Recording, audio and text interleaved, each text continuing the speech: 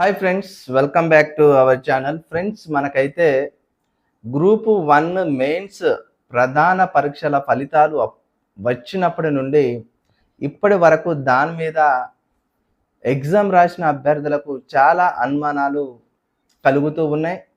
మెయిన్గా గ్రూప్ 1లో చాలా అవకతవకలు జరిగినాయని చెప్పేసి ప్రధానంగా వినిపిస్తున్న మాటలు ఇవే. మనకు తెలంగాణ రాష్ట్రం ఏర్పడిన తర్వాత ఒక 10 నుండి 13, 14 సంవత్సరాల తర్వాత గ్రూప్ 1 నోటిఫికేషన్ అనేది తెలంగాణ రాష్ట్రం ఏర్పడిన తర్వాత వచ్చింది. అంతకుముందు ఉమ్మడి రాష్ట్రంలో జరిగింది 2011లో.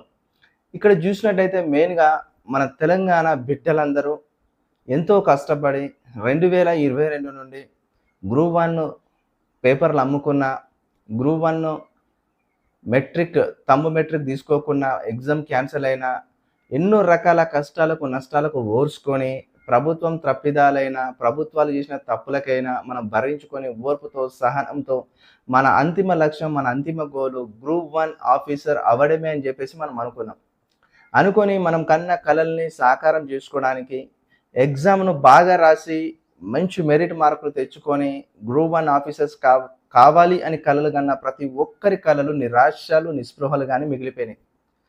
ఎందుకంటే గ్రూప్ 1లో మెయిన్గా జరిగిన అవకతవకలు ఏంటంటే, తెలంగాణ రాష్ట్రంలో మీరు ఒక్కసారి చూడండి, ఎప్పుడైనా ఒక డిఎస్సిలో అవకతవకలు జరగవు, ఒక పోలీస్ నోటిఫికేషన్లో అవకతవకలు జరగవు, ఒక గ్రూప్ 4లో అవకతవకలు జరగవు, ఒక హాస్టల్ వెల్ఫేర్లో అవకతవకలు జరగవు. జరిగేది అది అంటే గ్రూప్ 1లో జరుగుతాయి, గ్రూప్ 2లో జరుగుతాయి. ఇవి మంచి పోస్టులు అన్నమాట. ఒక ఎగ్జిక్యూటివ్ బ్రాంచ్ను మేనేజ్ చేసే ఒక గొప్ప పోస్టులు. ఉదాహరణకి డిప్యూటీ కలెక్టర్ ఉంది, అది ఎగ్జిక్యూటివ్ బ్రాంచ్ అన్నమాట. పరిపాలన విభాగంలో మంచి పోస్ట్ అది రాష్ట్ర స్థాయిలో. ఇక్కడ గ్రూప్ 2లో చూసినట్టయితే మున్సిపల్ కమిషనర్ గ్రేడ్ 3 అది ఎగ్జిక్యూటివ్, తహసీల్దార్ డిప్యూటీ అది ఎగ్జిక్యూటివ్. ఇలాంటి పోస్టులు అన్నిటిలో కొద్ది వరకు బ్యాక్ డోర్ జరుగుతుంది, ఏదో ఒకటి జరుగుతుంది అనేది చాలామందికి అనుమానాలు రేకెత్తిస్తూ ఉంటాయి. అలానే ఇప్పుడు గ్రూప్ 1లోని పోస్టులు చాలా వరకు అమ్ముకున్నారు అని చెప్పేసి అందరికీ అనుమానాలు వస్తున్నాయి. ఎందుకంటే ఒకటే సెంటర్లా 44 మంది సెలెక్ట్ అవుతారండి. ఒకటే సెంటర్లా ఒక 44 మందికి 500 మార్కులు వస్తాయి ఒకటే సెంటర్లో వరుసగా. అది ఇదేం సోద్యం? వరుసగా పెట్టేసి ఒకటే లైన్లో ఎట్లా వస్తాయి అంటే వాళ్ళ ఇప్పుడు ఈ 44 మందిలో అందరికీ ఒకే విధమైన క్వశ్చన్ ప్రజెంటేషన్ ఇచ్చారా ఆన్సర్కి అనేది చాలామంది జీర్ణించుకోలేకపోతున్నారు.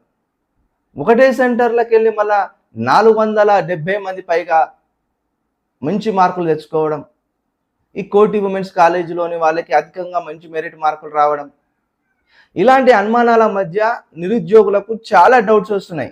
ఈ గ్రూప్ 1 అభ్యర్థులకు అందరికీ మెయిన్స్ పైన ఒక జ్యుడిషియల్ ఎంక్వైరీ వేయాలి ఖచ్చితంగా. దీంట్లో ఏం జరిగింది, అసలు ఏం జరగబోతుంది, ఎందుకు ప్రభుత్వము దీని మీద స్పందించడం లేదని చెప్పేసి నిన్న సోమాజిగూడ ప్రెస్ క్లబ్లో వివిధ పార్టీలకు చెందిన ప్రతిపక్ష నాయకులందరూ కూడా ఈ గ్రూప్ 1 మెయిన్స్ ఎగ్జామ్ రాసిన అభ్యర్థులకు సపోర్ట్గా రావడం జరిగింది. దాంట్లో మన బీఆర్ఎస్ నుండి నల్గొండ, ఖమ్మం, వరంగల్ పట్టభద్రుల ఎమ్మెల్సీ కంటెస్ట్ అభ్యర్థి అయిన ఏనుగుల రాకేష్ రెడ్డి గారు కూడా వారి సపోర్ట్ తెలియజేయడం జరిగింది. దీనిపైన ఖచ్చితంగా గ్రూప్ 1 మెయిన్స్ ఫలితాలపైన ఖచ్చితంగా జ్యుడిషియల్ ఎంక్వైరీ వేయాలి, విచారణ జరగాలి, ఖచ్చితంగా దాంట్లో అన్యాయం జరిగింది, చాలామంది లాస్ అయిపోయినారు.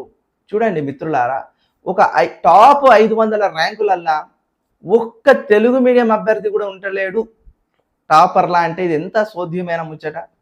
ఇప్పుడు మీరు చూడండి, తెలుగు మీడియం అభ్యర్థులు గ్రూప్ 1 మెయిన్స్ మొత్తంలో 100%గా మనము అభ్యర్థులను లెక్కలోకి తీసుకుంటే 60% అభ్యర్థులు ఇంగ్లీష్ మీడియం బ్యాక్గ్రౌండ్ వాళ్ళే, ఒక 40% అభ్యర్థులు తెలుగు మీడియం అభ్యర్థులు. ఈ 40% అభ్యర్థులల్లా టాప్ 500 ర్యాంకులల్లా లేరు. అంటే ఇక్కడ ఏమర్థమవుతుంది మీకు? తీసుకుంటే పేపర్ వాల్యుయేషన్ చేసే ప్రొఫెసర్స్ తీసుకుంటే ఇంగ్లీష్ భాషను ప్రామాణికంగా తీసుకొని ఇంగ్లీష్ చేత రాత అందమైన అక్షరాలకే ఎక్కువగా వెయిటేజ్ మార్కులు వేసినారు అని చెప్పేసి మనకు అర్థమవుతుంది. తెలుగు మీడియం అభ్యర్థులకు అన్యాయం జరగడానికి ప్రధాన కారణం ఏంది? వాళ్ళు తెలుగు మీడియంలో ఎగ్జామ్ రాయడమే వాళ్ళ పాపం అయిపోయింది. ఇది ఎక్కువగా ఇక్కడ చూడండి, ప్రతి డాటా మీరు పేపర్లో వచ్చే ప్రతి డాటా గమనించండి. ఒకటే ఒకటే లైన్లో ఒకటే రో ఉంటుంది కదా, ఎగ్జామ్ రాసే ఒక రో ఒక లైన్, ఒక ఇద్దరు అభ్యర్థులు తప్పించి మొత్తం ఆ రో మొత్తమే ఒక 500 పైన మార్కులు వస్తాయి. అది ఎట్లా సాధ్యం?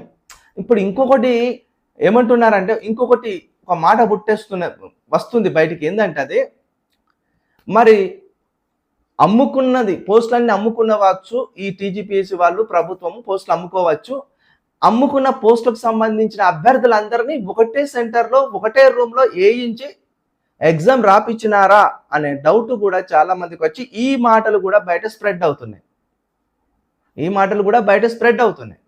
అందుకే చాలా మంది అంటున్నారు, పేపర్ను రీవాల్యుయేషన్ చేపియండి, లేక మళ్ళొకసారి ఎగ్జామ్ చేయండి, చూద్దాం. ఇప్పుడు చాలా మంది ఏమంటున్నారు, ఈ ఎగ్జామ్ పేపర్స్ అన్నీ 2023లో తయారు చేసినవి.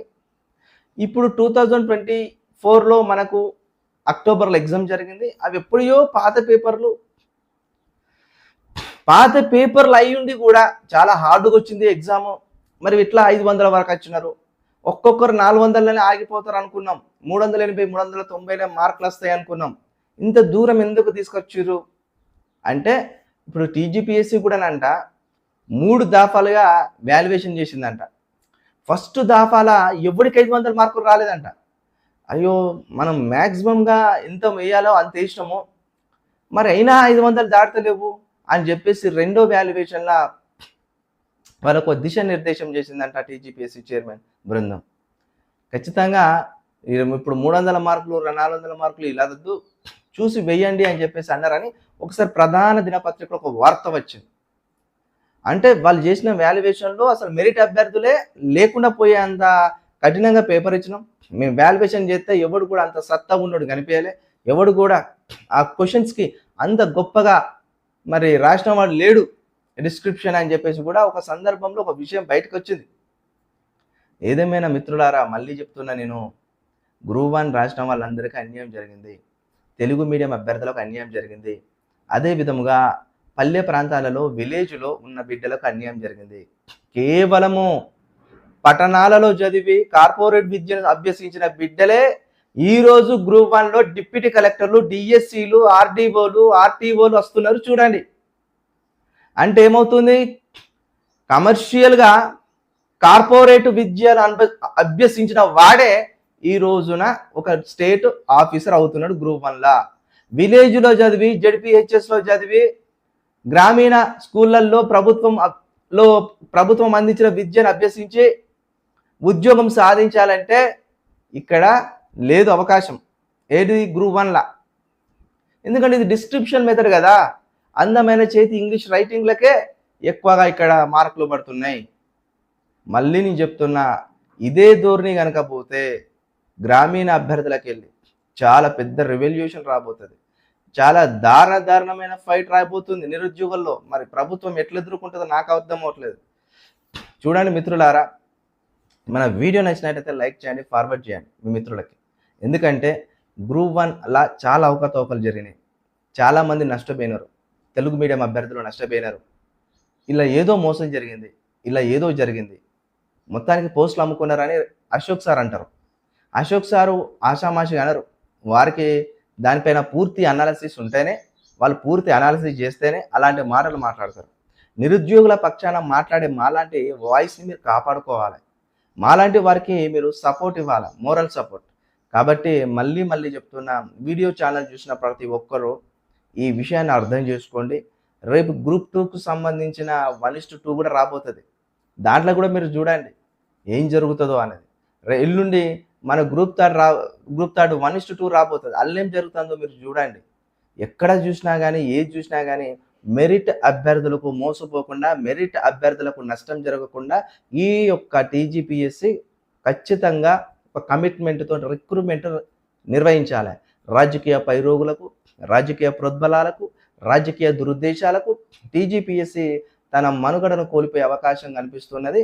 కాబట్టి మళ్ళీ నేను చెప్తున్నా, టీజీపీఎస్సీలో ఉన్న ప్రతి ఒక్క సభ్యులందరూ నిరుద్యోగుల పక్షాన ఆలోచించండి. అంతేగాని మీరు రాజకీయ నాయకుల పక్షాన మీరు ఆలోచించకండి. ఎందుకంటే టీజీపీఎస్సీ అనేది ఒక అటానమస్ సంస్థ, ఒక రిక్రూట్మెంట్ ఏజెన్సీ, ఒక రాజ్యాంగబద్ధ సంస్థ. ఇది గుర్తుపెట్టుకోండి. ఓకే, వీడియో నచ్చినట్లయితే లైక్ చేయండి, కామెంట్ చేయండి, సబ్స్క్రైబ్ చేయడం మాత్రం మర్చిపోకండి. సైనింగ్ ఆఫ్ మీ చిలుక ప్రశాంత్. Thank you.